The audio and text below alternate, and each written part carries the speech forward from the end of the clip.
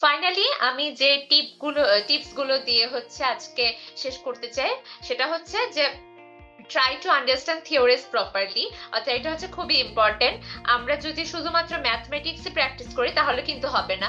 তাহলে হবে কি যে আমরা ম্যাথমেটিক্স ঠিকই করতে পারি, অর্থাৎ ফর্মুলায় বসিয়ে কিন্তু অ্যান্সার সবাই বের করতে পারে, কিন্তু আপনি যদি প্রবলেম দেখে এটাই বুঝতে না পারেন যে এটার জন্য আমি কোন কনসেপ্টটা ইউজ করবো বা কোন প্রবলেম অ্যাপ্রোচটা ইউজ করবো, তাহলে কিন্তু আপনি কোনোভাবে অ্যান্সার করতে পারবেন না। তাহলে আপনার এত ম্যাথ প্র্যাকটিস করেও কিন্তু কোনো লাভ হবে না। তাই থিওরির কনসেপ্টটা ক্লিয়ার থাকা আমাদের খুব ইম্পর্টেন্ট।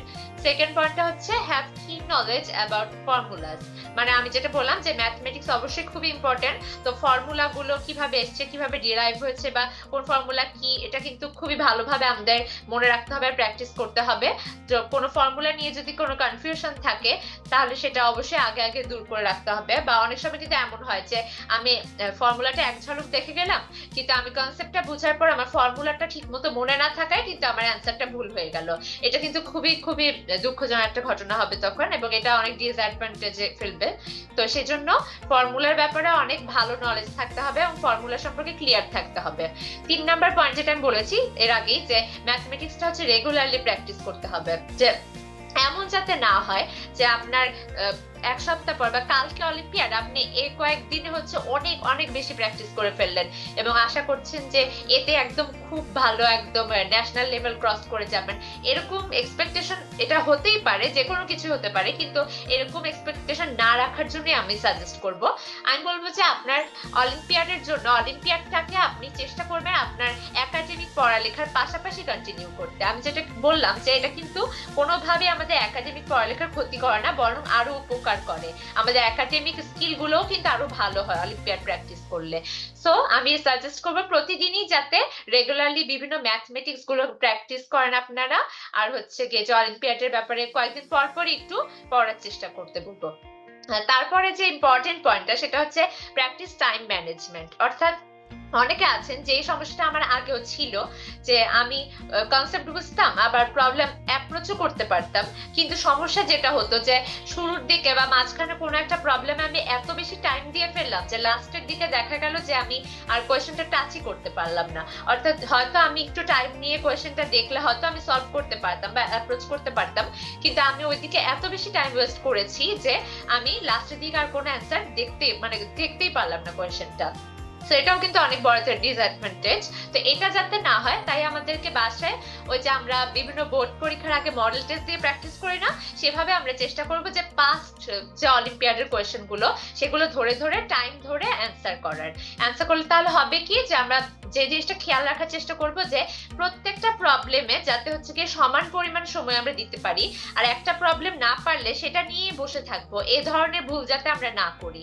আমরা একটা প্রবলেম না পারলে সেটাকে স্কিপ করে পরবর্তী প্রবলেমটা যাব, বা দেখবো যে কোনটা আমি ভালো পারি সেটা আগে সলভ করে ফেলবো, কঠিন গুলো লাস্টে করব। আবার দেখবো যে কোন প্রবলেমটা হচ্ছে গিয়ে মার্ক বেশি, যেটাতে মার্ক বেশি সেটাতে টাইম বেশি দিব। কম মার্কের জন্য হচ্ছে গিয়ে আমরা বেশি টাইম কখনোই ওয়েস্ট করব না। তো এই জিনিসগুলো মোটামুটি আমাদের একটু ম্যানেজ করা শিখতে হবে এবং প্র্যাকটিস করতে হবে। তারপর হচ্ছে be careful about unit conversion. অর্থাৎ আমরা জানি যে আমাদের কোয়েশনে মনে করেন এসআই ইউনিটে আমাদের অ্যান্সার করাটা বেটার, কিন্তু অনেক সময় কিন্তু কোয়েশনে দেওয়া থাকলো কিলোমিটারে কিন্তু অ্যান্সার চাইলো ন্যানোমিটারে বা মিটারে। এই জিনিসগুলো কিন্তু খুব মানে সতর্কতার সাথে আমাদের দেখতে হবে যে আমরা অনেক সময় কিন্তু অ্যান্সার ঠিক করে কিন্তু ইউনিট কনভার্সন ভুলের কারণে আমাদের পুরো ম্যাথটাই ভুল হয়ে যায়। তেমনটা যাতে না হয় তাই জন্য আমরা কোয়েশন খুব ভালোভাবে পড়বো। প্রত্যেকবার যেখানে ইউনিট লেখা থাকবে প্রত্যেকবার চেক করবো যে ইউনিট কি সব জায়গায় সেম আছে নাকি ইউনিট কনভার্ট করতে হবে। আর ইউনিট কনভার্সনটা আমরা বাসায় রেগুলারলি প্র্যাকটিস করব যাতে এটা করতে গিয়ে আমাদের খুব একটা বেশি টাইম ওয়েস্ট না হয়।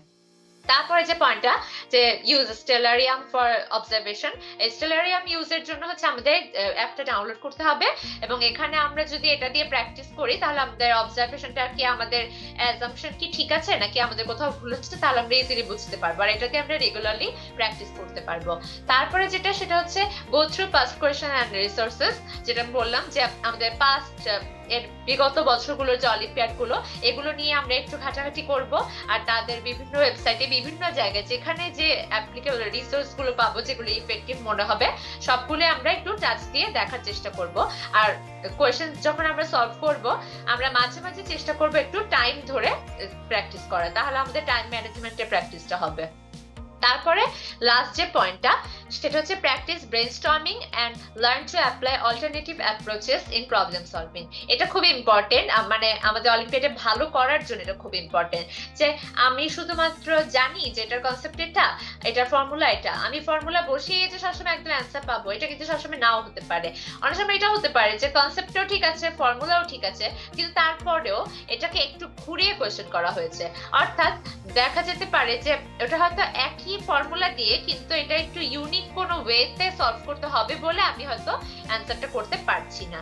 সেই ক্ষেত্রে করতে হবে যে আপনারা যতটুকু নলেজ আপনাদের আছে, অর্থাৎ খুবই বেসিক লেভেলের নলেজ নিয়েও যদি আপনারা অলিম্পিয়াড দিতে চান চেষ্টা করবেন প্রত্যেকটা প্রবলেমে খোঁজার যে এটার সাথে রিলেভেন্ট কোন থিওরিটা আমি জানি, হোক সেটা খুবই বেসিক লেভেলের। আমি চেষ্টা করব যে সেটা দিয়েই কোনোভাবে কি প্রবলেমটা অ্যাপ্রোচ করা যায় কিনা। যেমন পিথাগোরাসের উপপাদ্য ক্লাস 8-9 কিন্তু আমরা এটা পড়ি, অর্থাৎ এটা খুবই বেসিক লেভেল একটা উপপাদ্য, কিন্তু এই পিথাগোরাসের উপপাদ্য দিয়েও কিন্তু অ্যাস্ট্রোফিজিক্সে অনেক বড় বড় প্রবলেমও সলভ করে ফেলা যায়।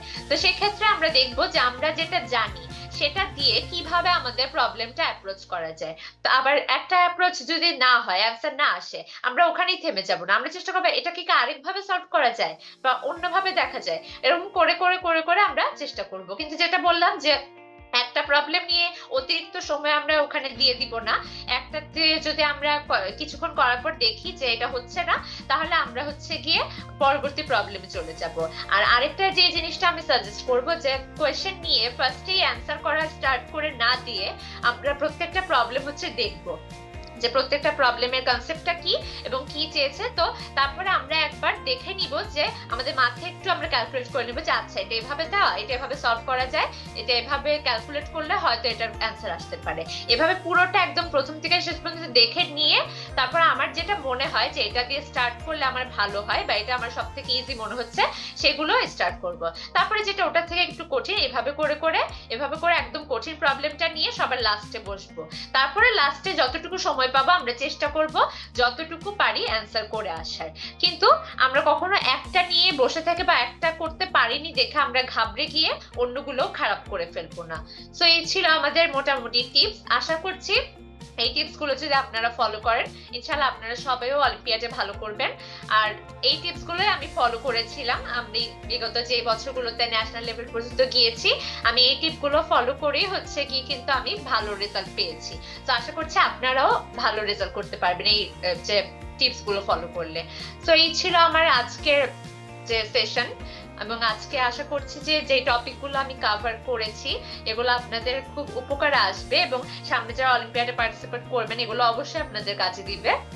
তো এই পর্যন্ত যদি আপনাদের কারো কোনো কোয়েশ্চেন থেকে থাকে, অর্থাৎ আমি একদম প্রথম থেকে শেষ পর্যন্ত যা বললাম, কেউ যদি কোনো কিছু বুঝতে কোনো সমস্যা হয় বা কোনো কোয়েশ্চেন করতে চান তাহলে সেটা এখন জিজ্ঞেস করতে পারেন।